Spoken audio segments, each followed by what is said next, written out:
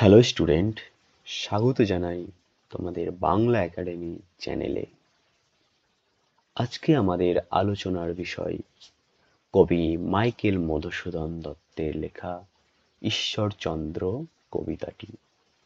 কবি মাইকেল মধুসূদন দত্তের লেখা ঈশ্বরচন্দ্র কবিতাটি। ঠিক আছে, তোমাদেরকে জানো তোমাদের এখন আর বছরে পরীক্ষা দিতে হবে না। এখন নতুন সিলেবাসে নতুন ধাঁচে সেমিস্টার সিস্টেম শুরু হয়েছে, তাই তো? মানে আগে যেটা 11-এ তোমাদেরকে বছরে একটি পরীক্ষা দিতে হতো, ফাইনাল পরীক্ষা, এখন সেটা হয়ে গেছে দুটো পরীক্ষা। বছরে এখন তোমাদের দুটো পরীক্ষা দিতে হবে সেমিস্টার সিস্টেমে, ঠিক আছে? মানে 6 মাস অন্তর অন্তর তোমাকে একটা করে পরীক্ষা দিতে হবে। তো চলো আমরা একটু সেমিস্টার সিস্টেমটা বুঝে নিই, তারপরে আমরা কবিতার আলোচনায় আসছি, ঠিক আছে? দেখো, আমাদেরকে প্রথম সেমিস্টার, এই যে সেমিস্টার অনে আমাদেরকে পরীক্ষা দিতে হবে কোন ধাঁচে জানো?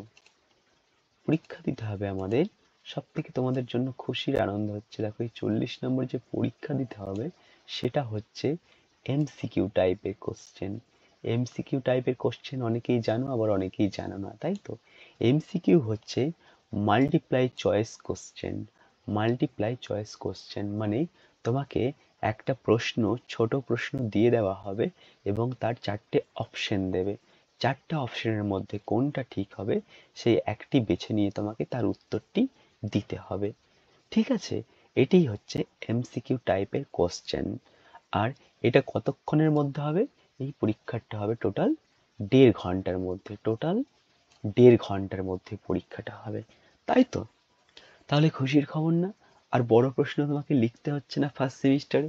একদম সব যা পড়বো আমরা ছোট প্রশ্নের জন্য বা শর্ট প্রশ্নের জন্য, ঠিক আছে? তাহলে এতগুলো আমাদের যে 40 নম্বরের প্রশ্ন আসবে, এগুলো হচ্ছে সব শর্ট কোশ্চেনের জন্য।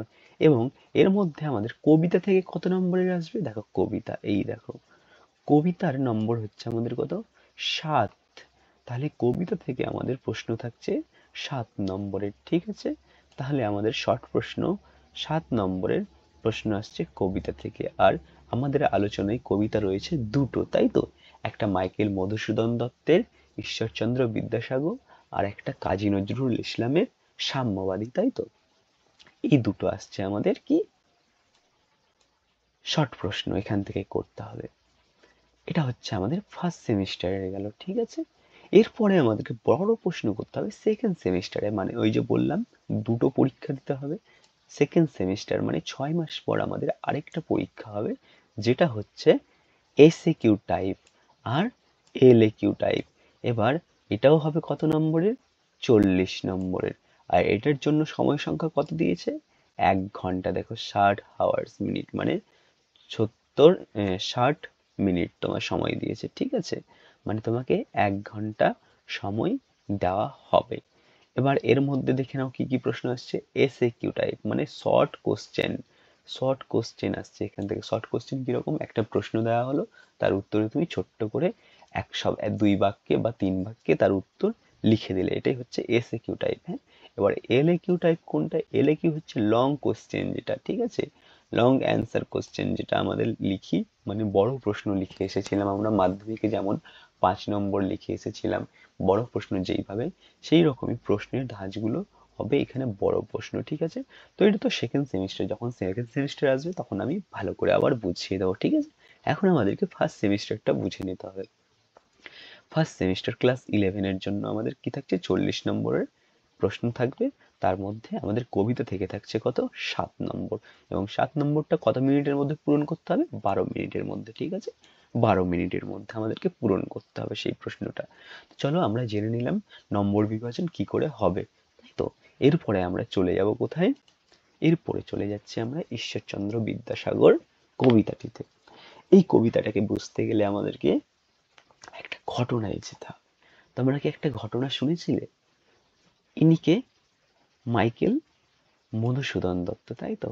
এনারই নাম হচ্ছে মাইকেল মধুসূদন দত্ত, এর ব্যাপারে আমরা জানবো, কিন্তু একটা কি কথা শুনেছিলেন মাইকেল মধুসূদন দত্ত এবং ঈশ্বরচন্দ্র বিদ্যাসাগরের?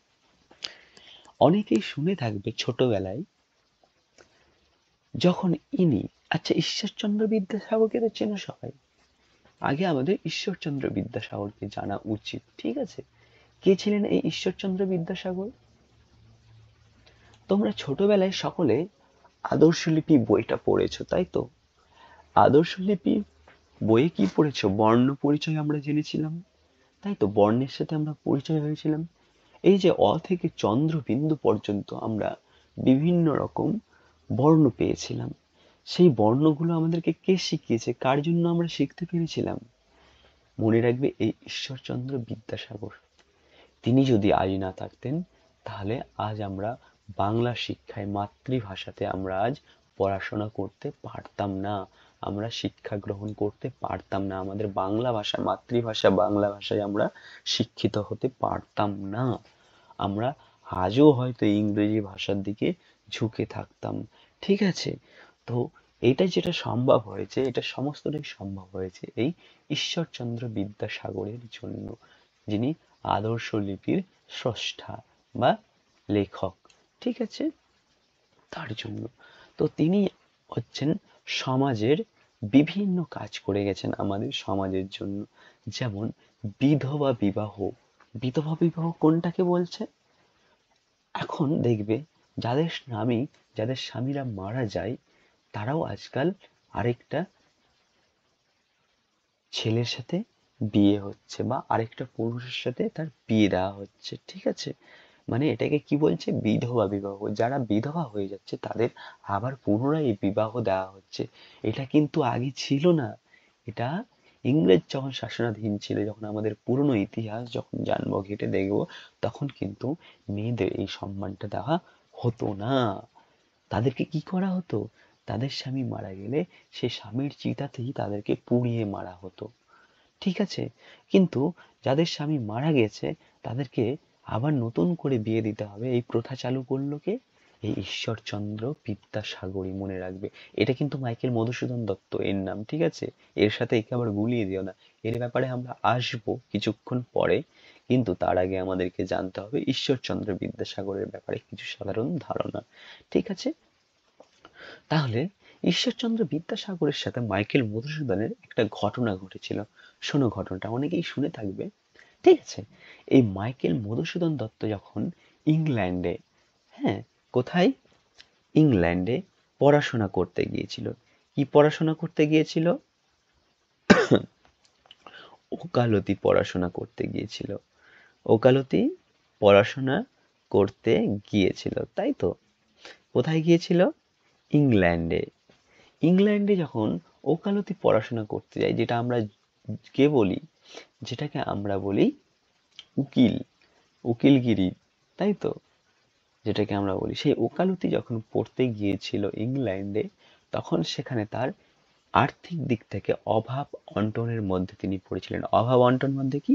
মানে আর্থিক দিক থেকে টাকা পয়সার অভাব হয়েছিল তার। মানে সেখানে আর তার সংসার চলছিল না। হঠাৎ করে তার স্বামী, মানে হঠাৎ করে তার স্ত্রী আর পুত্র চলে আসায় তার জন্য একটু সমস্যা হয়ে দাঁড়িয়েছিল, এবং আর্থিক দিক থেকে অনেক কমজোরি হয়ে পড়েছিলেন তিনি। সেখানে তো আসলে তিনি পড়তে গিয়েছিলেন। তো তিনি কি করতেন? তিনি ছিলেন ইংরেজি ভাষাকে প্রথমে খুব ভালোবাসতেন, ঠিক আছে? প্রথমে ইংরেজি ভাষাকে তিনি খুব ভালোবাসতেন এবং ইংরেজি চর্চা করতেন। তিনি লেখালেখি, গদ্য, কবিতা যাই কিছু লিখুক না কেন, প্রথম দিকে তিনি ইংরেজি ভাষায় সব লিখতেন।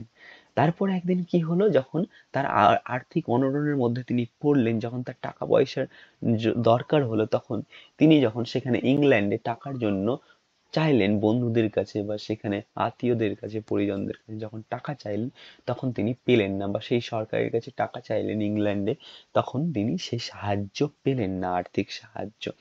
তখন তার ভীষণ রাগ হলো, একরকম তিনি ভেঙে পড়েছিলেন, তার সংসার চলছে না একরকম, মানে আর্থিক থেকে তিনি এতটাই ভেঙে পড়েছিলেন, তিনি যে খাবেন দুটো দিনে, সেই খাবার টুকুটাও তার জোগাড় হচ্ছিল না। এমন সময় তিনি কি করলেন? এমন সময় তিনি জানতে পারলেন দয়ার সাগর বিদ্যাসাগরের কথা, এই যে ঈশ্বরচন্দ্র বিদ্যাসাগরের কথা তিনি জানতে পারলেন, যিনি ভারতে বাস করেন। আর ইনিও ভারতের বাসিন্দা, কিন্তু তিনি ভারতকে সেভাবে ভালো চোখে তখন দেখতেন না, ঠিক আছে। কিন্তু তিনি অগত্যা মানে বাধ্য হয়ে তিনি এই ঈশ্বরচন্দ্র বিদ্যাসাগরকে একটি চিঠি লিখলেন, সেই ভারতে পাঠালেন, মানে লন্ডন থেকে, মানে ইংল্যান্ড থেকে তিনি তখনকার দিনে ইংল্যান্ড থেকে, বিদেশ থেকে তিনি ভারতে একটি চিঠি পাঠালেন। কার নামে? ঈশ্বরচন্দ্র বিদ্যাসাগরের নামে। এবং তিনি তাকে লিখলেন যে তাকে কিছু যেন অর্থ সাহায্য দিয়ে উপকার করা হয়, ঠিক আছে। তখন ঈশ্বরচন্দ্র বিদ্যাসাগরের আর্থিক পরিস্থিতিও কিন্তু খুব খারাপ। তখন ঈশ্বরচন্দ্র বিদ্যাসাগরও কাছে টাকা নেই। তখন কি করছে ঈশ্বরচন্দ্র বিদ্যাসাগর? কিন্তু একে চেনে না, মাইকেল মধুসূদন দত্তকে কিন্তু ঈশ্বরচন্দ্র চেনে না। আর মাইকেল মধুসূদন দত্তও ঈশ্বরচন্দ্র বিদ্যাসাগরকে চেনে না, কেউ কাউকে চেনে না। কিন্তু দুজনেই দুজনকে চিঠি পাঠিয়েছিল। প্রথমে চিঠি পাঠিয়েছিল মাইকেল মধুসূদন দত্ত ঈশ্বরচন্দ্র বিদ্যাসাগরকে, চিঠি পাঠালেন যে তার টাকা দরকার এবং তাকে যেন টাকা দিয়ে সাহায্য করা হয়, ঠিক আছে। এবং তার উত্তরে বিদ্যাসাগরও তাকে একটি চিঠি পাঠালেন, না চেনার পরেও তাকে চিঠি পাঠালেন এবং সেই চিঠিতে খামের ভিতরে তাকে কিছু টাকা দিয়ে পাঠালেন। কি রকম করে টাকাটা দিয়ে পাঠালেন? তিনি ধার করে টাকাটা পাঠিয়েছিলেন, মানে ঈশ্বরচন্দ্র বিদ্যাসাগরের কাছেও টাকাটা ছিল না, টাকাটা ছিল না, তিনিও ধার করে তার কাছে টাকাটা পাঠিয়েছিলেন। ভাবো তিনি কতটা দয়ার সাগর, করুণার সাগর বলা হচ্ছে কেন তাকে? কারণ তিনি এই যে দয়া, তাকে চেনে না তবুও তাকে বিদেশে টাকা পাঠিয়ে দিয়েছিল তার সাহায্যের জন্য, যাতে সে বিপদে না পড়ে। তখন তার প্রতি ভালোবাসা জেগে উঠেছিল। কার প্রতি? এই ঈশ্বরচন্দ্র বিদ্যাসাগরের প্রতি। কার ভালোবাসা? এই মাইকেল মধুসূদনের ভালোবাসা জেগে উঠেছিল। তখন তিনি কি করলেন? এবার তিনি বাংলা লেখা লিখতে শুরু করলেন। এতদিন তিনি ইংরেজি ভাষায় লেখা লিখতেন, ইংরেজদের জন্য লেখা লিখতেন, যারা ইংরেজি পড়ে তাদের জন্য লেখা লিখতেন। কিন্তু ইংরেজদের প্রতি একরকম তিনি ক্ষুণ্ণ হলেন, মানে রাগ হলেন, ক্ষুব্ধ হলেন, ঠিক আছে। তারপর থেকে তিনি বাংলা ভাষায় রচনা করতে শুরু করলেন। এই রকমই একরকম আমরা কথা পাবো, যিনি ঈশ্বরচন্দ্র বিদ্যাসাগরের সম্বন্ধে লিখেছেন মাইকেল মধুসূদন দত্ত সনেট। কি লিখেছেন? সনেট, ঠিক আছে। সনেট কি? তাহলে তোমাদের মাথায় এবার প্রশ্ন আসবে, তাই তো, যে স্যার তাহলে সনেটটা কি? আমরা তো বুঝতে পারছি না, আমাদের মাথার ওপর দিয়ে গেল। সনেট হচ্ছে, দেখো বোঝো ভালো করে, সনেট তোমাদেরকে বেশি কিছু বুঝতে হবে না, এখন শুধু এটা বুঝে রাখো যে সনেটকে আমরা বাংলায় বলি চতুর্দশপদী কবিতা। চতুর্দশপদী কবিতা। এবার মাথায় প্রশ্ন যাচ্ছে, চতুর্দশপদী কবিতা আসলে কি? চতুর্দশপদী কবিতা আসলে কি, তাই তো। চতুর্দশপদী কবিতা হচ্ছে সেটাই যেটার চরণ থাকবে কটা? 14টা। চরণ মানে লাইন, কবিতার লাইন থাকবে 14টা লাইন থাকবে, 14টা লাইন সমন্বিত এবং 14টা লাইনই মিল হবে, অন্তে মিল হবে, ঠিক আছে। সেই চরণই 14টা চরণ বা 14টা লাইনই মিল হবে। যেমন দেখো, আমরা যদি কবিতার দিকে সরাসরি চলে যাই, দেখবে এখানে 14টা লাইন আছে। একটা লাইন, দাঁড়াও, এই কবিতার দিকে তাকালেও আমরা দেখব 14টা লাইন রয়েছে, ঠিক আছে।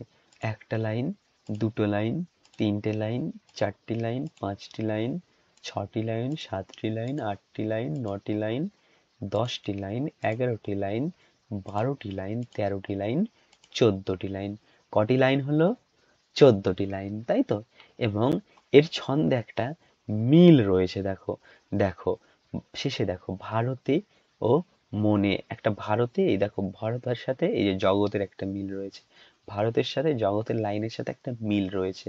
তারপরে মনের সাথে কিরণে, মনে রণে একটা মিল রয়েছে, দেখো শেষে চরণের শেষে একটা মিল রয়েছে।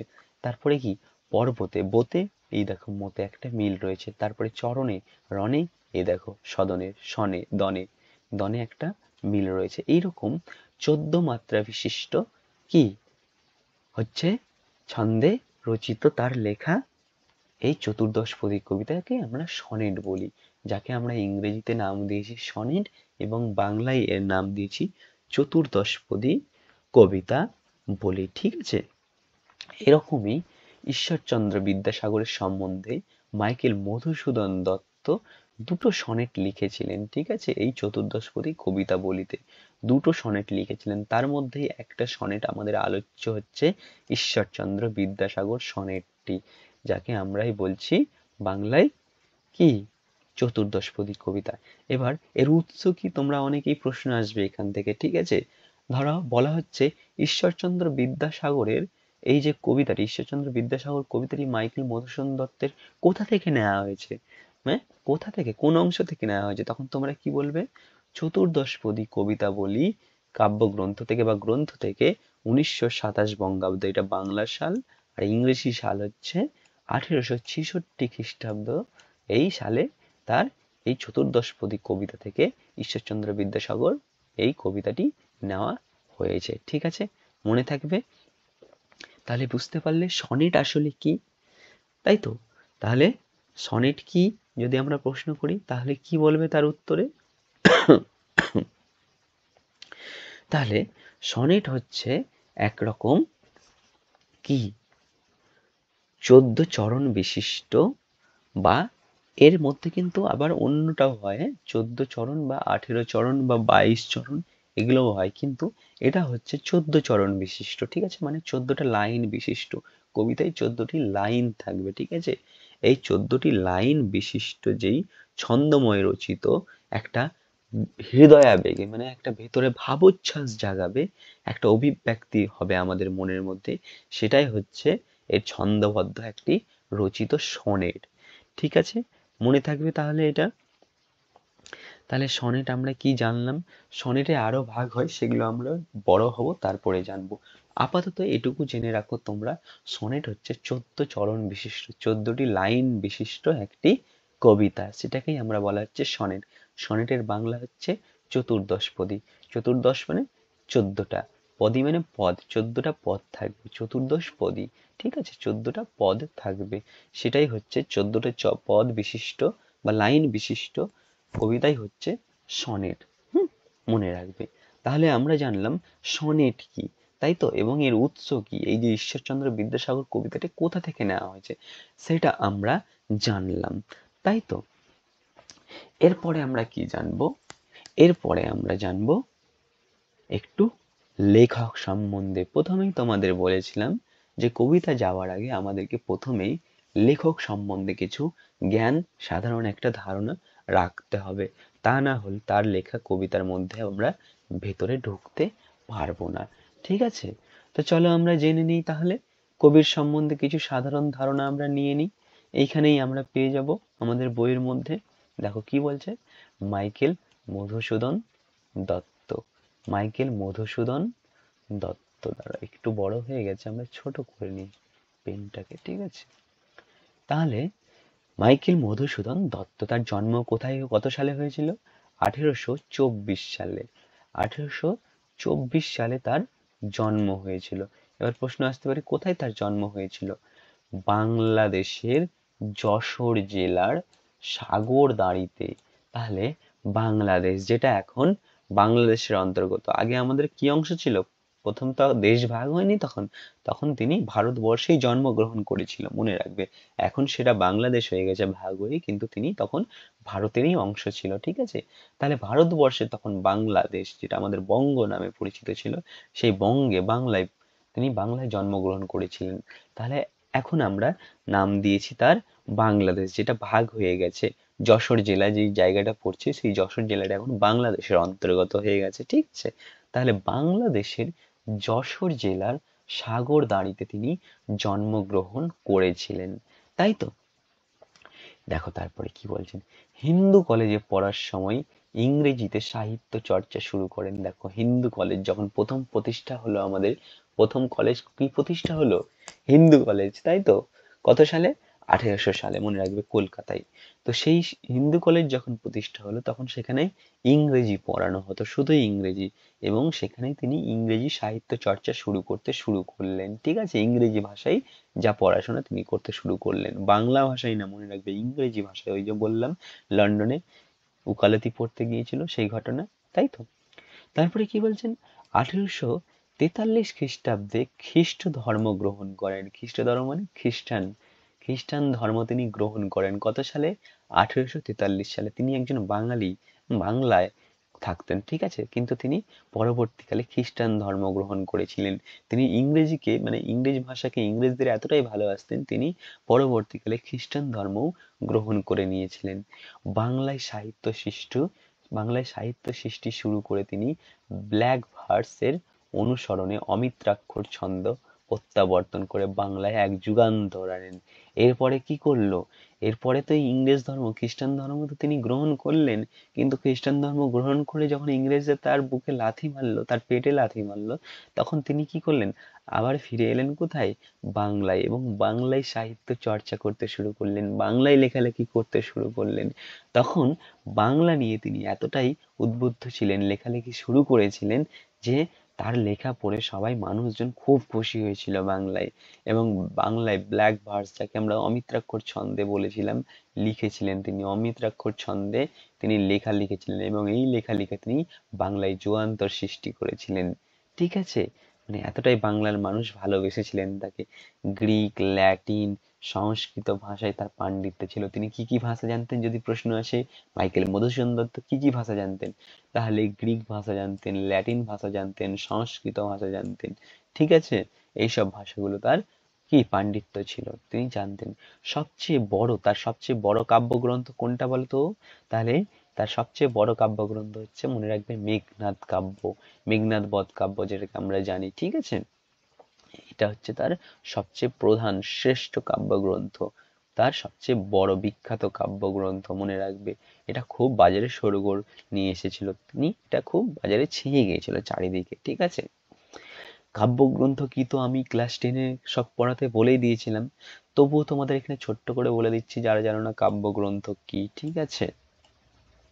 কাব্যগ্রন্থ, ধরো এটা একটা বই, ঠিক আছে, এটা একটা আমাদের হাতের কাছে রয়েছে বই, এবং এই বইয়েতে লেখা রয়েছে, কি রয়েছে, কবিতা লেখা রয়েছে। এই বইয়েতে কবিতা রয়েছে, কার কবিতা থাকবে এটাতে, এটাতে একজনেরই কবিতা থাকবে, এবং সমস্ত বইটাই হবে কবিতার বই, সমস্ত বইটাই হবে কি, কবিতার বই, কবিতার বই, মনে রাখবে। কাব্য, কাব্য মানে কবিতা, কাব্য মানে কবিতার, গ্রন্থ মানে বই, গ্রন্থ মানে বই, তার মানে কবিতার বই, সমস্তটাই হবে কবিতার বই। আমাদের কাছে এখন হাতের কাছে যেই বইটা রয়েছে বাংলায়, তাই তো, সাহিত্য অনুশীলন বা সাহিত্যানুশীলন, যেই বইটা রয়েছে আমাদের হাতের কাছে, সেই সাহিত্যানুশীলন বইটিতে দেখবে গল্প রয়েছে, প্রবন্ধ রয়েছে, নাটক রয়েছে, আরো অনেক কিছু রয়েছে, কিন্তু আমাদের ওই রকম হলে চলবে না, আমাদেরকে হতে হবে, সেই বইটা একটাই বই হতে হবে, এবং সেই বইটা হতে হবে পুরোটা কবিতার বই, এবং সেই পুরোটার কবিতার বই হবে একজন লেখককে নিয়ে, সেটাই তখন হয়ে যাবে একজনের কাব্যগ্রন্থ। তো সেই রকমই মেঘনাদ বধ কাব্য হচ্ছে কি,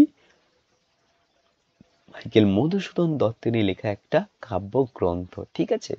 তার অন্যান্য কাব্যগ্রন্থগুলো কি কি, চলো আমরা জেনে নিই।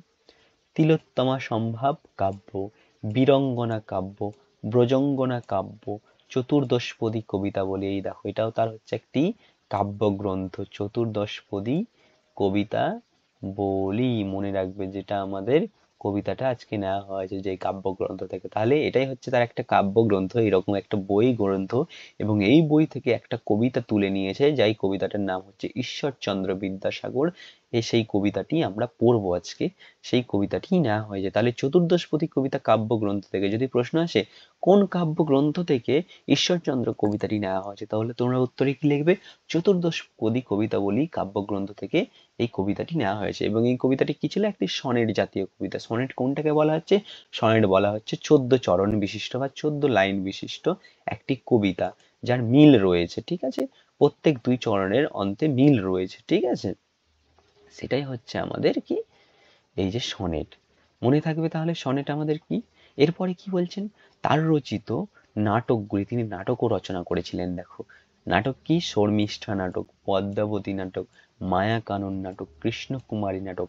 এছাড়াও তিনি বুড়ো শালিকের ঘাড়েরও ও একেই কি বলে সভ্যতা নামে দুটি প্রহসন রচনা করেছিলেন। কি রচনা করেছিলেন? দুটি প্রহসন। প্রহসন দুটির নাম কি মনে রাখবে। তাহলে যদি প্রশ্ন আসে মাইকেল মধুসূদন দত্তের লেখা দুটি প্রহসনের নাম বলো তো, তাহলে কি বলবে? বুড়ো শালিকের ঘাড়েরও আর একেই কি বলে সভ্যতা। ঠিক আছে, খুব দুটো প্রহসন, খুব সুন্দর প্রহসন। তোমরা বড় হও তখন পড়বে, বাংলা নিয়ে যখন পড়বে দেখবে এগুলো সব সিলেবাসে রয়েছে। ঠিক আছে, তাহলে আমরা প্রশ্ন যদি করি, এটা একটা প্রশ্ন গেল। তারপরে যদি আমরা প্রশ্ন করি মাইকেল মধুসূদন দত্তের লেখা দুটো কাব্যগ্রন্থের নাম বল, তাহলে কি বলবে? এই দেখো এগুলো হচ্ছে তার সব কাব্যগ্রন্থ। তাহলে দুটো যে কোনো বলে দেবে, একটা মেঘনাদবধ কাব্য আর একটা আমাদের সিলেবাসে রয়েছে চতুর্দশপদী কবিতাবলী বা ব্রজঙ্গনা, বীরঙ্গনা, তিলোত্তমা সম্ভব, এইসব এগুলো। ঠিক আছে, আর তারপরে যদি বলি মাইকেল মধুসূদন দত্তের লেখা দুটি নাটকের নাম লেখো, যদি প্রশ্ন আসে তাহলে কি লিখবে? শর্মিষ্ঠা ও পদ্মাবতী। ঠিক আছে, এরকম একটা অপশন দেবে তোমাদের, এমসিকিউ টাইপের দেবে। ঠিক আছে, ধরো বলা হলো এখানে যে মাইকেল মধুসূদন দত্তের লেখা একটি নাটকের নাম লেখো যেগুলো এখানে দেওয়া রয়েছে। ঠিক আছে, তখন তোমাকে অপশন দিয়ে দেওয়া হলো শর্মিষ্ঠা নাটক, না তোমার শেষের কবিতা নাটক, না উপন্যাস, না তোমার দিয়ে দিল ধরো একেই কি বলে সভ্যতা, তারপরে দিয়ে দিল তোমায় নূরজাহান। এইভাবে চারটে নাটকের নাম দিয়ে দিল। ঠিক আছে, তখন তোরা অপশনে কোনটা রাইট চিহ্ন দেবে? শর্মিষ্ঠাতে রাইট চিহ্ন দেবে এইভাবে। ঠিক আছে, তাহলে এগুলো গেল আমাদের এমসিকিউ টাইপের প্রশ্ন উত্তর, এবং আমরা এখানে কবির সম্বন্ধেও কিছু জ্ঞান ধারণা নিয়ে এলাম, তাই তো? তাহলে আমাদের এই গেল কি, তাহলে আমাদের এই গেল কবিতা, মানে কবির সম্বন্ধে একটা সাধারণ ধারণা। ঠিক আছে, এরপরে আমাদেরকে কিসে আসতে হবে বললাম? এরপরে আমাদেরকে আসতে হবে সরাসরি কবিতাতে। ঠিক আছে, ঈশ্বরচন্দ্রের কবিতার নাম, লেখক হচ্ছে মাইকেল মধুসূদন দত্ত, তাই তো? তাহলে এরপর আমরা কি করব? এরপর আমরা সরাসরি কবিতাতে ভেঙে ভেঙে আমরা আলোচনা করব, এবং কি করব? পরপর আমরা শব্দগুলোকেও ভাঙবো এবং জানবো, তার সাথে সাথে আমরা প্রশ্ন নিয়েও আলোচনা করব। ঠিক আছে, চলো তার আগে একটু বলে দিই, যদি ভিডিওটি ভালো লেগে থাকে একটা লাইক করে দেবে এবং চ্যানেলটিকে সাবস্ক্রাইব করে দেবে। ঠিক, আর বন্ধুদের তোমাদের এই ভিডিওটি শেয়ার করে দেবে, তারাও জানতে পারবে, তারাও শিখতে পারবে। ঠিক আছে, চলো কি বলা হচ্ছে তাহলে জেনে নিই আমরা। বিদ্যার সাগর তুমি বিখ্যাত ভারতে। বিদ্যার সাগর কাকে বলা হচ্ছে? ঈশ্বরচন্দ্র বিদ্যাসাগরকে বলা হচ্ছে বিদ্যার সাগর বলা হচ্ছে। কেন বিদ্যার সাগর বলা হচ্ছে তিনি তাকে? তার মধ্যে অগাধ জ্ঞান রয়েছে, মানে বিশাল জ্ঞান রয়েছে তার মধ্যে। তিনি এমন একজন ব্যক্তি যার মধ্যে জ্ঞানে ভরা, জ্ঞানে পরিপূর্ণ, তাই বলা হচ্ছে বিদ্যার সাগর তুমি।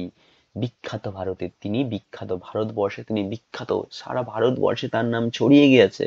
তিনি এতটাই মানুষের জন্য করে গেছেন চিরজীবন, যে গোটা ভারতবর্ষে তার নাম ছড়িয়ে গেছে। এই যে বিধবা বিবাহ আইন নিয়ে এলো তিনি, এই যে সরকারের কাছ থেকে তিনি আপিল করে আইনটা নিয়ে এলো বিধবা বিবাহ, আরো বিভিন্ন মানুষদেরকে শিক্ষা দিতে হবে, ছেলে মেয়েদের শিক্ষা দিতে হবে, বাংলা শিক্ষায় শিক্ষিত করতে হবে। তিনি এই যে সংস্কৃত ভাষায় তিনি রচনা করলেন, বা আরো যে বাংলা ভাষায় তিনি রচনা করলেন, এইসব ভাষাগুলো কি আমরা কি জানলাম? আমাদের জন্যই করেছে, তাই তো? তাহলে তার জন্য বলা হচ্ছে তাকে বিদ্যার সাগর তুমি বিখ্যাত ভারতে, এই ভারতবর্ষে তুমি বিখ্যাত হে বিদ্যাসাগর, তুমি এই ভারতবর্ষে বিখ্যাত, তুমি বিদ্যাসাগর, জ্ঞানের সাগর তুমি, করুণার সিন্ধু তুমি সেই জানে মনে। কি বলা হচ্ছে? করুণার সিন্ধু তুমি, করুণার সিন্ধু। করুণার সিন্ধু কাকে বলা হচ্ছে? বিদ্যাসাগরকে। করুণা মানে, করুণা মানে কি? করুণা মানে দয়া, দয়ার সাগর তিনি, করুণা, সবাইকে করুণা করে, যে আসে তার কাছে কাউকে তিনি ফেরান না, সবাইকে করুণা করে দয়া করে তার কিছু না কিছু তিনি উপহার করেছেন, উপকার করেছেন। ঠিক আছে, ওই জন্য বলা হচ্ছে করুণার সিন্ধু তুমি, সিন্ধু মানে কি? সাগর। করুণার সাগর তুমি। সাগর যেমন তার ঢেউয়ে তালে তালে সবাইকে একসাথে মিলেমিশে নিয়ে যায়, সেই রকমই করুণার সাগর তুমি, সবাইকে একসাথে নিয়ে চলেছ। সেই জানে মনে, যে জন তোমার সান্নিধ্যে এসেছে সেই তোমাকে জানে, সেই তোমাকে চেনে। হ্যাঁ, আমরা শুধু অন্য কেউ চিনবে না, কারা চিনবে? যেই জন তোমার সান্নিধ্যে এসেছে, যারা তোমার কাছে এসে উপকার পেয়েছে, তারাই একমাত্র তোমাকে ভালো করে জানে। তাই বলা হচ্ছে বিদ্যার সাগর তুমি, বিখ্যাত ভারতী, করুণার সিন্ধু তুমি, সেই জনে জানে। দেখো বোঝো লাইনটাই মনে করে, এই যে বললাম 14 চরণের মিল রয়েছে প্রতি 2 লাইন পর পর। যেমন ধরো ক এবং খ, এই ক এবং খ এর মধ্যে দেখো একটা মিল রয়েছে। ক খ, ক এর পরে কি হয়? খ হয়, তাই তো? ক খ, এরকম যে মিল রয়েছে সেই রকমই এখানেও একটা মিল পাবো আমরা প্রথম লাইনের সাথে তৃতীয় লাইনের, প্রথম লাইনের সাথে তৃতীয় লাইনের, আবার তৃতীয় লাইনের পরে দ্বিতীয় লাইনের সাথে চতুর্থ লাইনের আমরা একটা মিল পাবো। দেখো তাহলে আমরা দেখি চলো প্রথম লাইনের সাথে কিভাবে মিল পাচ্ছি। তাহলে বিদ্যার সাগর তুমি, বিখ্যাত ভারতে, করুণার সিন্ধু তুমি, সেই জানে মনে, দিন যে দিনের বন্ধু, উজ্জ্বল জগতে। এই দেখো ভারতের সাথে জগতের একটা মিল পাচ্ছি, তের সাথে এই তের একটা মিল পাচ্ছি, ঠিক আছে? এই যে লাইনের শেষে মিল পেলাম আমরা, তাই তো? একটা মিল পেলাম, তাই তো? এই তের সাথে এই তের একটা মিল পাচ্ছি। আবার দেখো এই ইদন্ত নয়ের সাথে মূর্ধন্য নয়ের একটাও মিল পাবো আমরা। তাহলে কি বলা হচ্ছে? দিন যে, দিন মানে কি বলতো?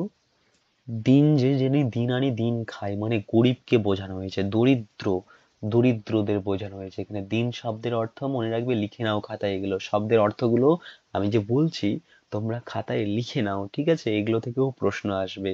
বলো, ধরো বলা হলো দিন শব্দের অর্থ কি, তখন কি বলবে? দিন শব্দের অর্থ হলো দরিদ্র বা গরিব, মানে যিনি দিন আনি দিন খায়। তাহলে দিন যে দিনের বন্ধু, তাহলে এই দিনের বন্ধু কে?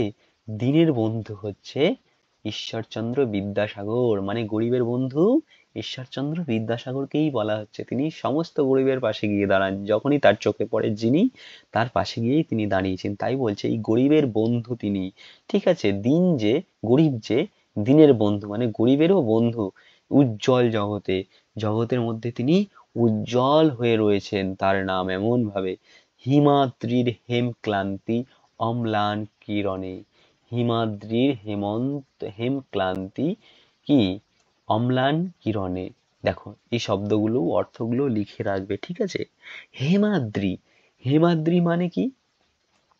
হেমাদ্রিকে বলা হচ্ছে সোনার পর্বত বা সুমেরু পর্বত, সোনার পর্বত বা সুমেরু পর্বত, লিখে নাও। হেমাদ্রি মানে পর্বত, ঠিক আছে? সুমেরু পর্বত।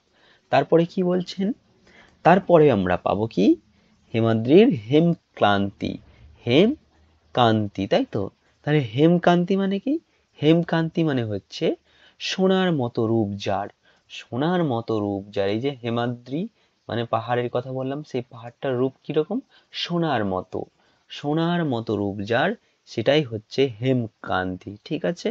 আর অম্লান মানে কি? অম্লান হচ্ছে যেটা ম্লান হয় না, যেটা বিবর্ণ বা ফ্যাকাশে হয় না, যেটা সব সময় উজ্জ্বল থাকে, যার কিরণ সব সময় উজ্জ্বল থাকে, সেটাই বলছে অম্লান, যিনি ম্লান হয় না, সেটাই, ঠিক আছে? কিরণে, কিরণ মানে কি? কিরণ মানে উজ্জ্বল, তাই তো? কিরণ মানে উজ্জ্বল আলো, যার আলো, ঠিক আছে? যার আলো ম্লান হয় না তাকেই বলা হচ্ছে কি? হেমক্লান্তি, মানে হেমাদ্রি। হেমাদ্রি পাহাড়টাকে বলা হচ্ছে যে, যে হেমাদ্রি পাহাড়, যে মানে যিনি সুমেরু পাহাড় যাকে আমরা বললাম, ঠিক আছে? সেই সুমেরু পাহাড়ের তার রং কিরকম? সোনার মতো রং, এবং সেই সোনার রংটা কিরকম হয় না? সেই সোনার রংটা অম্লান হয় না, মানে কি? কি হয় না? তার রং কখনো ফ্যাকাশে হয় না। কার রং? কিন্তু ভাগ্য বলে পেয়ে সে মহাপর্বতে, কি বলা হচ্ছে? কিন্তু ভাগ্য বলে পেয়ে সে মহাপর্বতে, মানে ভাগ্য বল মানে কি? ভাগ্য বলে পেয়ে সে মহাপর্বতে।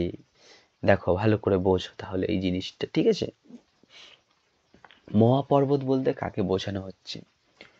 মহাপর্বত বলতে এখানে ওই যে বললাম এক বিশাল পর্বত, এই যে আমরা সুমেরু পর্বতের কথা জানলাম, মহাপর্বত বলতে একরকম বিশাল পর্বত, ধরো হিমালয় পর্বতকে যদি আমরা বলি, সেই মহাপর্বত, মহাপর্বত বলতে কি হিমালয় পর্বত সব থেকে বড় উঁচু পর্বত আমরা জানি, তাহলে হিমালয় পর্বতকে বলা হচ্ছে মহাপর্বতে, কিন্তু ভাগ্য বলে পেয়েছে মহাপর্বতে, তাহলে সেই মহাপর্বতটা কি, কে, সেই বিদ্যাসাগরকেই বলা হচ্ছে মহাপর্বত।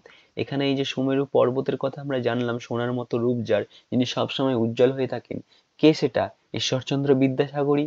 আবার এখানে বলছে কি মহাপর্বত, যিনি কাকে, কাকে বলা হচ্ছে মহাপর্বত, যিনি হিমালয় পর্বত, তাহলে হিমালয় পর্বতটাকেও কি বলা হচ্ছে, সেই হিমালয় পর্বতটাকেও কার সাথে তুলনা করছে, বিদ্যাসাগরের সাথে, বিদ্যাসাগরকেও সেই হিমালয় পর্বত বলা হচ্ছে। ঠিক আছে, যে জন আশ্রয় লয় সুবর্ণ, যে জন আশ্রয় লয় সুবর্ণ চরণে, যে জন মানে যে, যে কেউ আসুক না কেন, যে জন তার কাছে এসে আশ্রয় নেয়, যে প্রভু আমাকে কিছু সাহায্য করো, প্রভু আমাকে দয়া করো, কাউকে কিন্তু তিনি ফেরান না, তাই বলছে যে জন আশ্রয় নেয়, লয় মানে আসে তার কাছে, সুবর্ণ চরণে, সুবর্ণ মানে কি, সুবর্ণ মানে মনে রাখবে সোনা, সুবর্ণ মানে সোনা, সুবর্ণ শব্দের অর্থ হচ্ছে কি সোনা, চরণ মানে কি পা, চরণ মানে পা, ঠিক আছে, চরণ মানে পা, সুবর্ণ মানে সোনা, চরণ মানে পা, সুবর্ণ শব্দের অর্থ সোনা, চরণ শব্দের অর্থ পা। এই যে বলছে যে জন আসে, যে জন আশ্রয় নেয় তার কাছে, লয় সুবর্ণ চরণে, ঠিক আছে, সোনার একটা আশা নিয়ে, সেই জানে কত গুণ, ধরে কত মতে, বলছে সেই জন জানে, তার কাছে যে সাহায্য চাইতে আসে, সেই একমাত্র জানে যে তার কত গুণ রয়েছে, সেই জনই জানে কত গুণ ধরে কত মতে, মানে কত গুণ তার কত মতে রয়েছে, গুণ মানে কি, গুণ মানে তার বিশেষত্ব, তার কত রকম গুণ রয়েছে, তিনি কি কিভাবে সাহায্য করে মানুষদের, কত রকম ভাবে সাহায্য করে সেই গুণগুলো, ঠিক আছে, কত মত, তার কত মতে কত গুণ রয়েছে সেগুলো তিনিই একমাত্র জানেন, ধরে কত মতে। গিরিশ, গিরিশ শব্দের অর্থ কি, তোমাদের প্রশ্ন জাগবে, গিরিশ মানে কি, গিরিশ হচ্ছে ইস, গিরি যোগ ইস, ঠিক আছে, গিরিশ মানে হিমালয়, এখানে হিমালয় পর্বতকে বলা হচ্ছে গিরিশ, ঠিক আছে, মনে রাখবে, গিরিশ মানে হচ্ছে হিমালয় পর্বত, গিরিশ মানে হিমালয় পর্বত।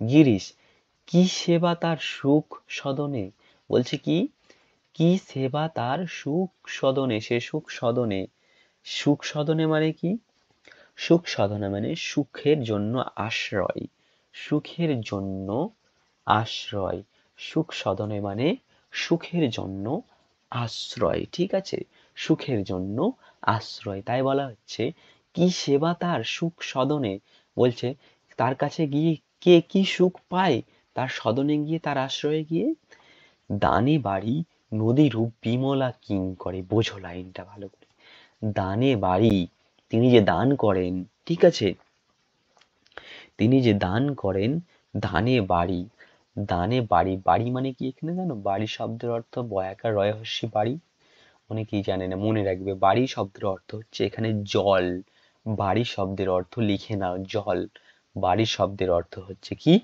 জল, তাহলে হচ্ছে কি দানে বাড়ি নদীরও বিমলা কিঙ্করি, বাড়ি মানে আমরা জল জানলাম তাই তো, আর নদী মানে কি, নদীর রূপ মানে কি নদীর মতো, যেটা যেটা নদী, ঠিক আছে, তাহলে দানে বাড়ি নদীর রূপ বিমলা কিঙ্করি, তিনি দান করেন এমন ভাবে, ঠিক আছে, তিনি যে দান করে যেটা, সেটা কিরকম, নদীতে যেরকম জল বয়ে যায় সেই রকম ভাবে তিনি দান করেন, কি রকম ভাবে দান করেন, নদীতে যেরকম দান জল বয়ে যায়, ঠিক আছে, তাহলে কি বলছেন বিমলা কিঙ্করি, বিমলা শব্দের অর্থ কি, বিমলা মানে, বিমলা হচ্ছে এখানে মতি, কি বলছেন মলিনতা, একরকম মলিনতাহীন নারী, মানে কলঙ্কহীন নারী, যার মধ্যে কোনো কলঙ্ক নেই, সেই কলঙ্ক নারীকে বলা হচ্ছে বিমলা, ঠিক আছে।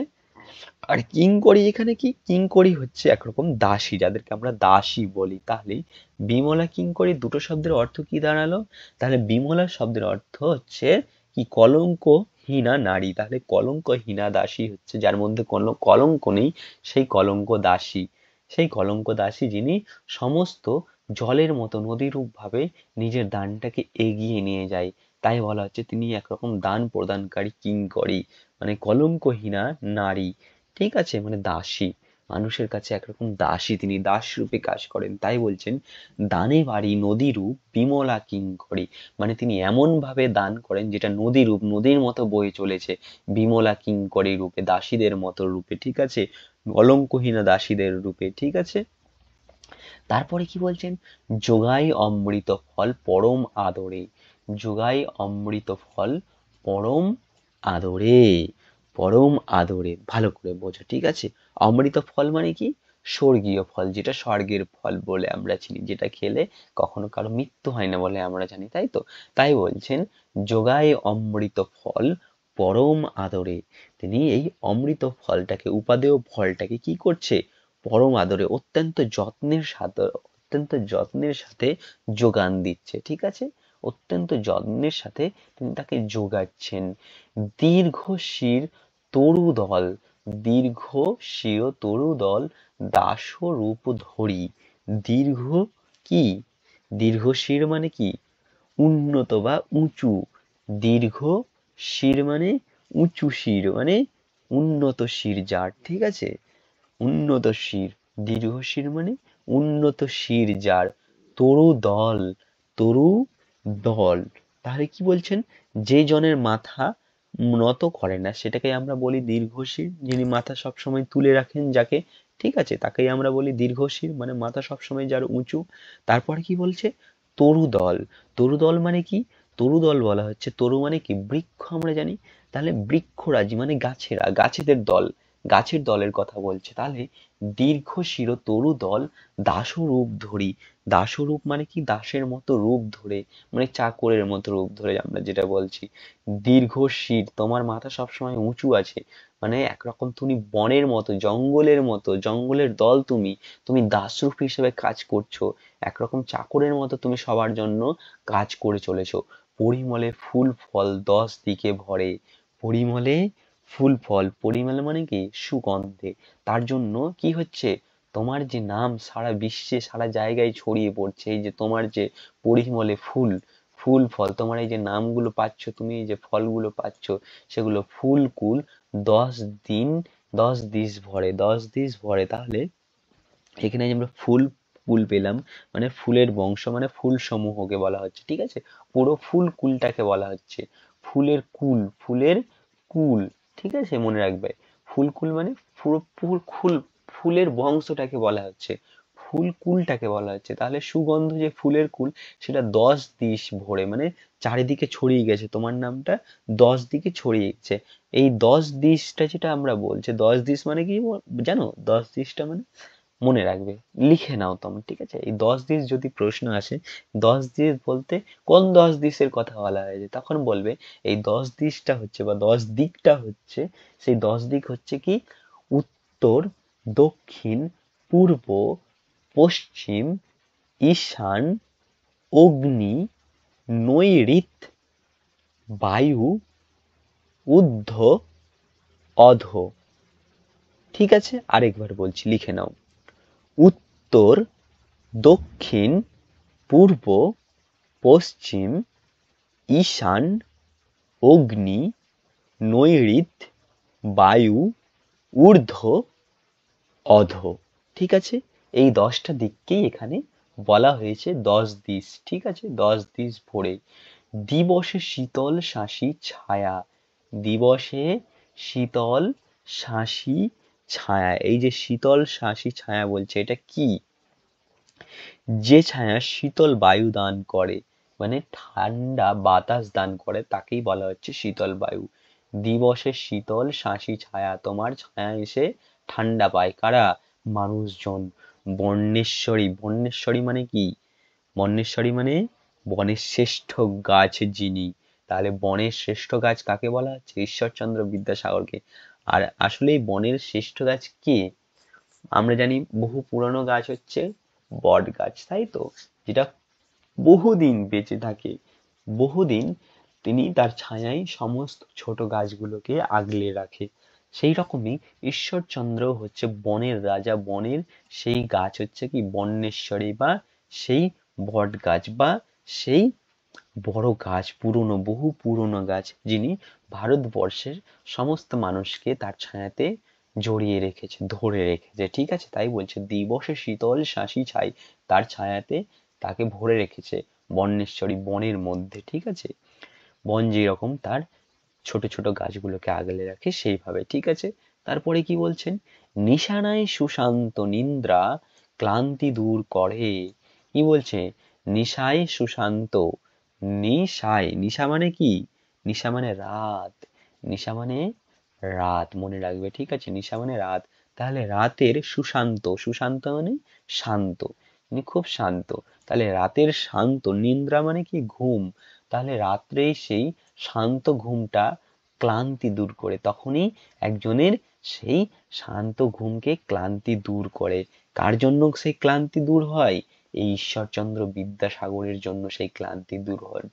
যে কোনো মানুষ, গরিব দুঃখী, যে কোনো মানুষ যে কোনো বিপদে পড়ুক না কেন, কার কাছে ছুটে আসে, কার কাছে ছুটে আসে? এই ঈশ্বরচন্দ্র বিদ্যাসাগরের কাছে সবাই ছুটে আসে।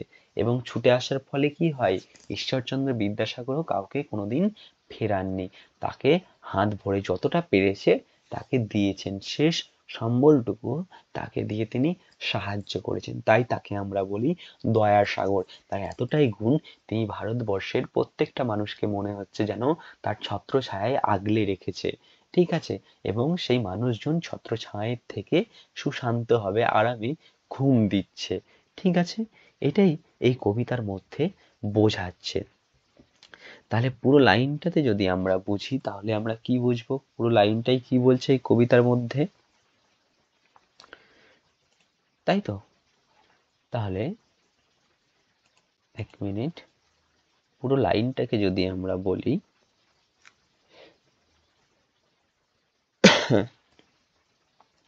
তাহলে এরকম দাঁড়াবে, মাইকেল মধুসূদন দত্ত তাহলে কি করলো, মাইকেল মধুসূদন দত্ত বিদ্যাসাগরের ব্যাপারে সম্বন্ধে এরকম কবিতাটি লিখলো। কিরকম লিখলো, কি জন্য?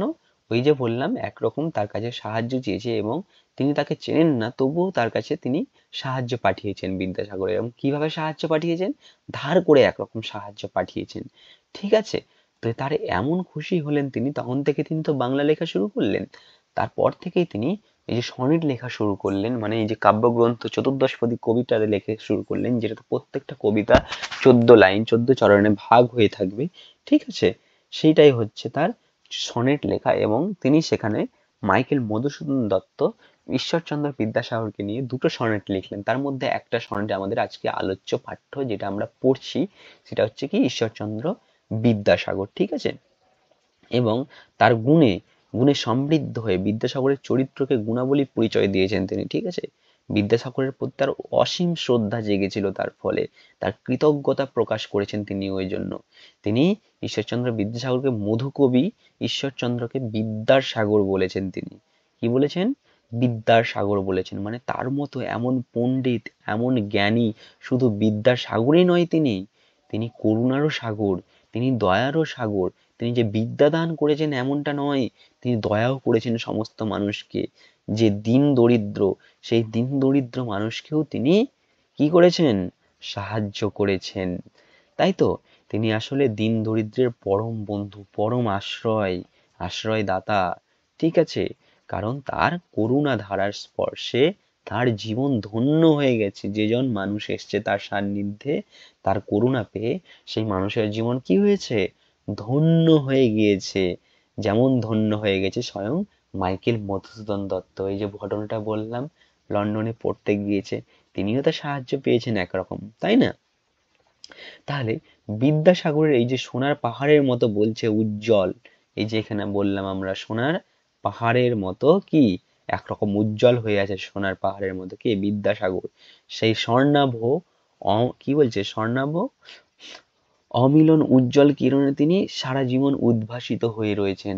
সারা জীবন তিনি উদ্ভাসিত মানে ভেসে আছেন আমাদের মনের মধ্যে। কেউ যদি ভাগ্য বলে সেই মহাপর্বত স্বরূপ ঈশ্বরচন্দ্র বিদ্যাসাগরের সাক্ষাৎ পাই, তাহলে কি হবে, তার আশ্রয় থেকে তার সোনার পদকমলে, তবে সেই জনে জানে কত গুণবান তিনি, তিনিই জানবেন তার মধ্যে কত গুণ রয়েছে, ঠিক আছে? তাহলে চলো আমরা এগুলোই বুঝলাম এই লাইনের মধ্যে, ঠিক আছে? তোমরা তো বুঝতে পেরেছো তাহলে আশা করি এই গল্পটা কি বলা হচ্ছে। ঈশ্বরচন্দ্র বিদ্যাসাগরেরই কৃতিত্ব বর্ণনা করা হচ্ছে পুরো কবিতাটার মধ্যে, ঠিক আছে? এবং কৃতিত্ব বর্ণনা করছেন কে? মাইকেল মধুসূদন দত্ত, ঠিক আছে? তাহলে এই ছিল আমাদের কি কবিতার বিষয়, তাই তো? আশা করি কবিতাটা তোমাদের ভালো লেগেছে, তাই তো? যদি ভালো লেগে থাকে ভিডিওটিতে একটি লাইক করে দেবে, ঠিক আছে? আর চ্যানেলটিকে সাবস্ক্রাইব করে দেবে এবং বেল আইকনটি প্রেস করে দেবে।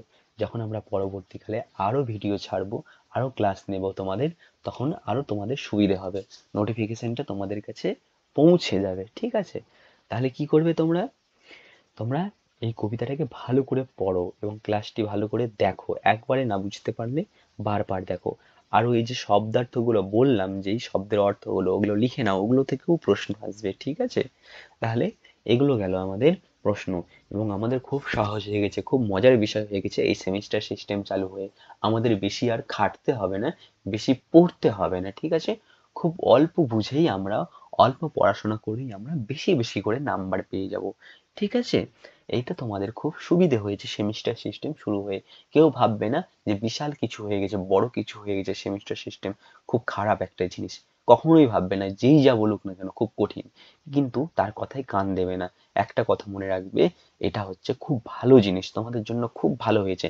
নাম্বার পাওয়ার সব থেকে বড় কৌশল আর কিচ্ছু হতে পারে না এই সেমিস্টার সিস্টেম ছাড়া, ঠিক আছে? এই সেমিস্টার সিস্টেমই হচ্ছে একমাত্র যেটা আমাদেরকে ভালোভাবে নাম্বার দিতে পারে, ঠিক আছে? খুব অল্প পড়াশোনা করেই আমরা নাম্বার পেয়ে যাব। তাহলে চলো, আজকের ভিডিও ছিল এতটাই। পরবর্তীকালে আমরা আবার একটা নতুন ভিডিও নিয়ে আসবো, ঠিক আছে?